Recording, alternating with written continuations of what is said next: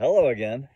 We're back talking about our trip to Europe, and today we're talking about flexibility. There were lots of things that we planned to do that we got there and we realized, okay, this doesn't fit. But then we'd come up with a new thing that we wanted to explore, a new bread trail to follow on the family history, and we'd go that direction. One of the things that I had to be flexible with is food, eating. We went to stores and would stock up on things like bread and cheese and meat and pastries. Yum, you got to get the pastries.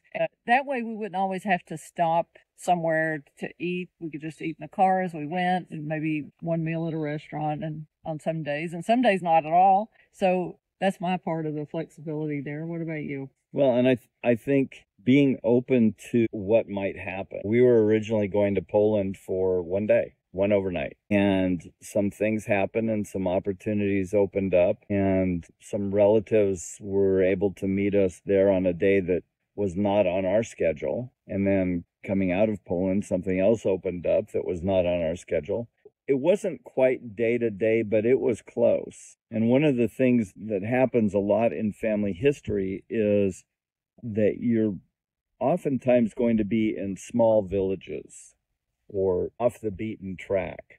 And that's part of the cool part of this, is you're really seeing part of Europe and part of the countries that nobody else sees. And that gives you the ability to, I'll just give them a shout out, booking.com or any of those other kind of hotel booking places, Airbnb booking places. You're probably going to be able to find pretty inexpensive, pretty good places to stay. And, just make sure that you check out when you need to be checked in by and when you need to be checked out by, and all that kind of thing. Because being in small towns, some of them, they might not be open at 10 o'clock at night. You might get there at 9 o'clock and they're like, we don't have any way to let you in. So be flexible, but make sure you check all the fine print as well.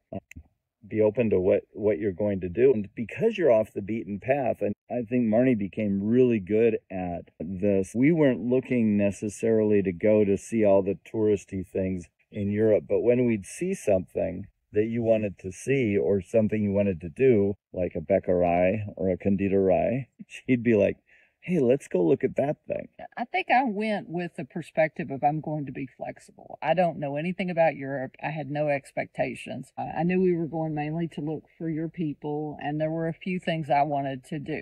And I knew he would make sure. He's great about if I want to do something, he's going to make sure I get to do that thing. But I was flexible in what it all looked like. And I went with the perspective of I just want to be led wherever the Spirit wants to lead me and to show me whatever I need to see about my relatives or what might be cool. And I didn't do an immense amount of research ahead of time like he did.